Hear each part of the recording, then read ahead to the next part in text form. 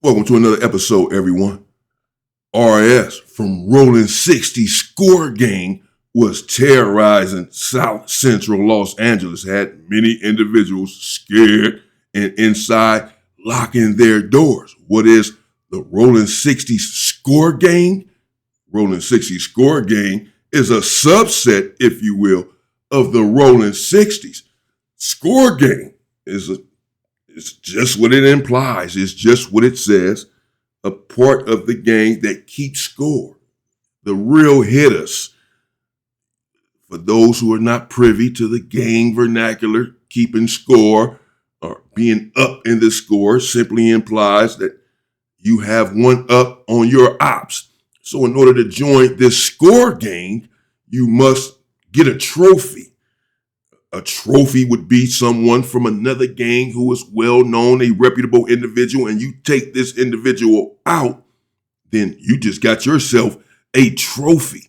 This is really despicable as it relates to our culture, but this is the way that it goes. And RS is accused of upping the score on his ops. In fact, this individual is accused of killing one Trace soldier from Hoover, come to find out. Let's get into it. In this episode, I'll be discussing the life of RS. RS was born on February 28th of 2000. In his early years, he was known as Day-Day and grew up in a home surrounded by a loving family. RS is the younger brother of Ray Ray from Mindless Behavior. Mindless Behavior was a popular early 2010s boy band that gained a strong teen fan base. They were known for catchy songs and synchronized dance routines. Much like his brother, RS went down a similar path and became part of a boy group. He was part of a rap group called the Cheddar Squad, and he went by the name Day Deuce, but the nature of his rhymes were quite different than his brother's. At 13, his raps consisted of chasing ops and gunning them down. At 15, he made the transition from music and joined the Rolling 60's, and specifically was a part of the Gutter Avenue clique. The Gutter Ave clique is in the front hood section of the 6-0s. They are essentially based on 11th Ave. They are big hustlers and are known to trap out those apartments. And as a member from that side, is expected to go out and demonstrate. In December 2019, he was arrested for carrying a concealed weapon and for unlawful firearm activity. He remained in county jail for a week before securing his release on $35,000 bail. He remained free for a few months, but on May 7th of 2020, a new case was filed against him, charging him with 3 counts of burglary and 1 count of grand theft auto, allegedly committed in November of 2019. After spending a few weeks in county jail, he was released after posting $200,000 bail. He remained free for only a few months before being arrested again in September 2020 for a gun-related offense. He'd bail out a week later for $35,000. A month later in November, he was arrested again on another gun charge, facing 1 count of carrying a concealed weapon and 1 count of carrying a loaded firearm in public. After a month in jail, he posted $100,000 bail and be out on the streets again. Around this same time in 2020, the Score Gang began to emerge, a group that RS was a part of. The Score Gang is a sub-clique of the 60's, and many of their members are from the Gutter Avenue clique. The group was recognized for both their violent tendencies and their flashy image, regularly showcasing cash, luxury possessions, upscale dining, and weapons. With all the different cliques within the 60's, it's inevitable that members will go at it. Before the two went down for murder charges, RS and Tiny GK were having an internal beef. RS would even taunt GK after GK got shot in the foot by the A-Tray Hoovers, resulting in him walking around with a boot from the bullet wound. RS would also get into it with Prince of the Hills from the Overhills clique. Prince of the Hills' father is a big reputable from the Overhills 60's. It's said that Yeah, and of course, that's just how it is everywhere with these big hoods. They end up getting into it with one another, even to the point of death. These hoods have fought one another to the point of death, unfortunately. So here we see this individual was first trying to do something else with his life, ended up joining the gang, joining the Rolling 60's at a young age, like many of us do. We're influenced by the culture, influenced by our environment, not to excuse it, just to explain it. And he ends up joining the gang, and there he goes. Then he ends up joining the subset, the Score Gang. Well, the pressure is now on, obviously. If you join a gang called the Score Gang, the pressure is on for you to up the score, for you to make a score, for you to score something. And clearly, he felt this pressure, because as we're about to see, he went out and did just that, apparently.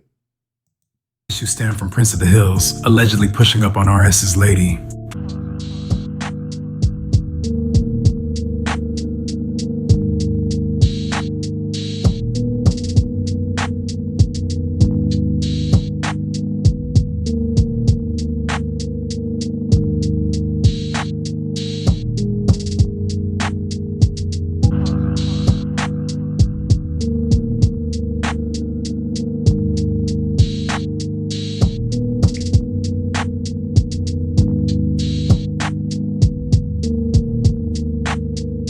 RS would later diss Prince of the Hills on a freestyle. In March of 2021, he was arrested yet again, and this time for a hot one. He was charged for 1 count of murder, 1 count of criminal gang conspiracy, and 1 count of conspiracy to commit a crime. He and 4 other co-defendants were charged with a murder that was committed back on May 6th of 2020. On that fatal day, Trey Soldier from the 8 Trey Hoovers was at a car wash near Slauson and Hoover when he was gunned down. The time was early in the day, not yet noon, and he was regarded as a trophy from their section. That day was very hot in the city, and the Citizen app kept going off, because not even a few hours later, Bone from Block was gunned down in broad daylight. Bone was one of Tune 5's closest homies, and it's alleged a few bodies dropped after this. After Bone's murder, everyone pointed their fingers at the Hoovers, who openly mocked his death. But it's alleged it wasn't even the Hoovers who did the killing. It's alleged that someone within RS's inner circle cooperated. A day after Trey Soldier's murder, he was hit with a burglary case. RS is aware of the informant's identity and shared an Instagram post showing his face crossed out, captioned about snitches. He would also taunt his victim Trey Soldier on his Instagram, making it easier for law enforcement, who were already investigating him regarding the murder. 7 months after being arrested for murder, he'd take a plea deal on his burglary case.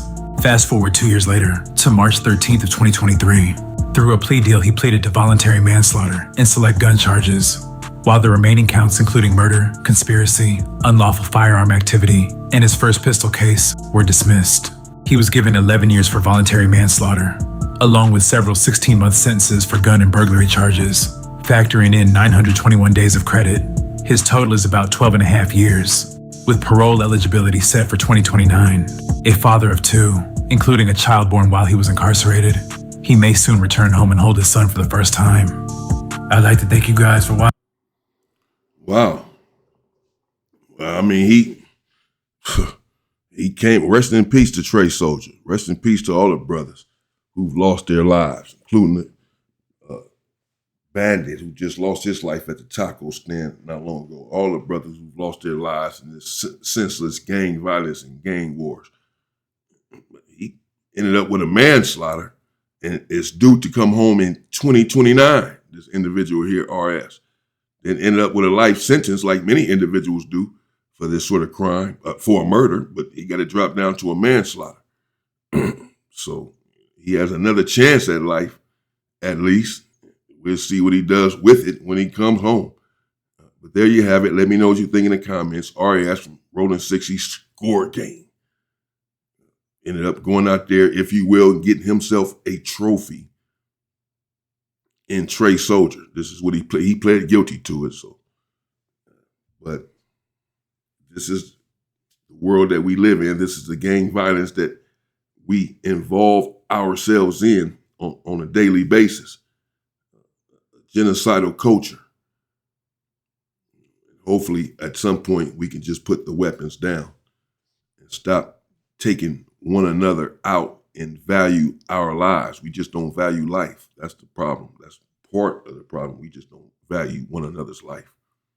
We don't value our own lives, and therefore, we don't value anyone else's life. That's why we're so quick to take someone else's life.